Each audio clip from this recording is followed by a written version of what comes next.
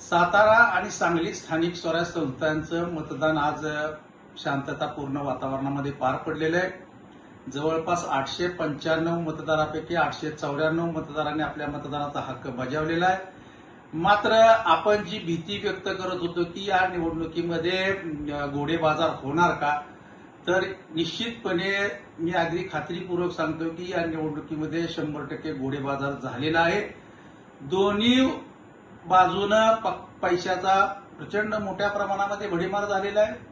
आता खऱ्या अर्थानं या निवडणुकीमध्ये आपण जर तसं पाहायला गेलं तर भारतीय जनता पक्ष, शिवसेना आणि राष्ट्रवादी हे तीनही पक्ष महायुतीच्या माध्यमामधून लढलेले आहेत आणि राष्ट्रवादी काँग्रेस पक्ष शरदचंद्रजी पवार, काँग्रेस आणि शिवसेना उद्धव बाळासाहेब ठाकरे हे एका बाजूने लढलेले आहेत। मात्र मताची आकडेवारी तशी महायुतीकडे खूप मोठ्या प्रमाणावरती होती। जवळपास झालेल्या मतदानापैकी 70% मतदान हे भारतीय महायुतीकडे होतं।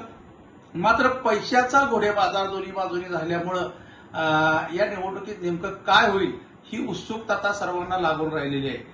खरं तर महायुतीच्या उमेदवार जे धैर्यशील कदम होते आणि महाविकास आघाडीच्या वतीनं जे उमेदवार होते अभय जगताप, या दोन्ही उमेदवारांनी माझी खात्रीशीर माहिती असे की आणि आज मी बऱ्यापैकी या निवडणुकीच्या अनुषंगानं माहिती घेण्याचा प्रयत्न केला तर दोन्ही बाजूने लक्ष्मी दर्शन झालेलं आहे अशी आपल्यापर्यंत माहिती प्राप्त झालेली आहे। आणि या माहितीच्या आधारे जर आता नेमका कोणत्या बाजूनं जास्त पैशाचा भडीमार झालाय तर ज्या पक्षाचे सदस्य आहेत, जिल्हा परिषद सदस्य असतील किंवा नगरसेवक असतील किंवा पंचायत समिती सभापती असतील, यांनी आपल्या पक्षाच्या मतदारांना सुद्धा 5-5 लाख रुपये दिल्याची अधिकृत माहिती या ठिकाणी आपल्याला समजते। मात्र निश्चितपणे आपण सांगू शकत नाही, परंतु आपल्याच मतदारांना पैसे देण्याची ही नवीन पद्धत आता या निवडणुकीमध्ये सुरू झालेली आहे। कारण का तर आपलाच मतदार अगोदर सुरक्षित करायचा, तो फुटू नये असा प्रामाणिक प्रयत्न दोन्ही पक्षाच्या बाजूने झालेला आढळून येतोय।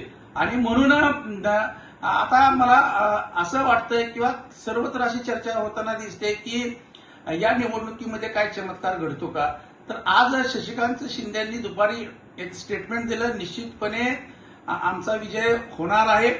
कारण का तर पूर्वीची त्यांची आणि राष्ट्रवादी काँग्रेस पक्ष अजित पवार यांची युती होती आणि त्या अनुषंगाने त्यांचा त्या मतदारांशी अतिशय पूर्वीपासूनचा घनिष्ठ संबंध राहिलेला आहे। त्याचबरोबर जिल्हा परिषदेच्या निवडणुकीमध्ये झालेल्या जो काय भारतीय जनता पक्षाने केलेल्या ज्या काही चुका आहेत त्या चुका सुद्धा बहुण्याची शक्यता निर्माण शंका व्यक्त केली जाते।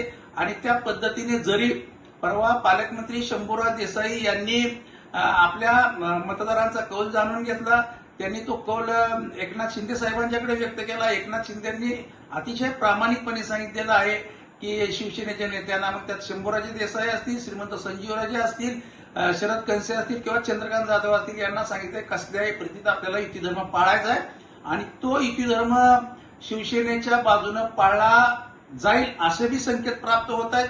कारण का शेवटी शंभूराजांनी ही पण भीती व्यक्त केली की आम्हाला भारतीय जनता पक्षाच्या बाहेर जाऊन चालणार नाही, नाहीतर आमचं काय खरं नाही, अशा पद्धतीची त्यांनी आपली प्रतिक्रियाही त्या निमित्ताने व्यक्त केली। मात्र मतदार शेवटी निवडणुकीमध्ये शेवटी जो मतदान जो करत असतो त्या व्यक्तीच्या मनात नेमक्या भावना काय आहेत त्याच्यावरती सुद्धा या निवडणुकीचा निकाल अवलंबून राहणार आहे। त्यामुळे खऱ्या अर्थानं आता या निवडणुकीमध्ये प्रचंड मोठी चुरस निर्माण झालेली आहे। सांगली जिल्ह्यामधून बऱ्यापैकी महाविकास आघाडीच्या उमेदवारांना मतदान झाल्याचे संकेत प्राप्त होत आहेत।